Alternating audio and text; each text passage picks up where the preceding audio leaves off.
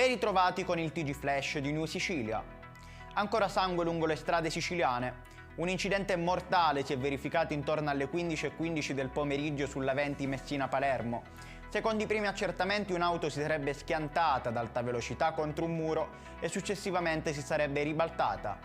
Vani soccorsi per un uomo e una donna a bordo del mezzo. Entrambi infatti sono deceduti a seguito del forte impatto. I poliziotti della squadra mobile hanno arrestato il direttore del cimitero comunale di Siracusa e un operaio con un'ordinanza di arresti domiciliari emessa dal giudice del Tribunale di Siracusa.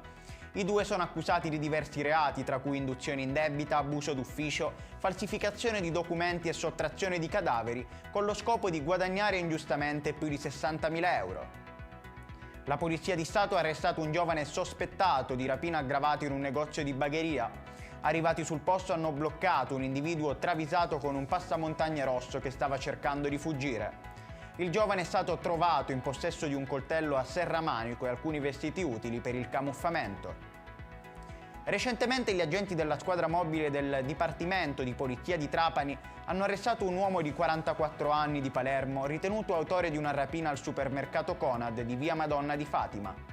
Nella tarda mattinata del 3 gennaio, infatti, l'uomo e un'altra persona hanno minacciato con un pugno un dipendente dello stabilimento commerciale e rubato un cassetto contanti contenenti 1.735 euro. Ed è tutto per questa edizione, il prossimo appuntamento sarà questa sera alle ore 20.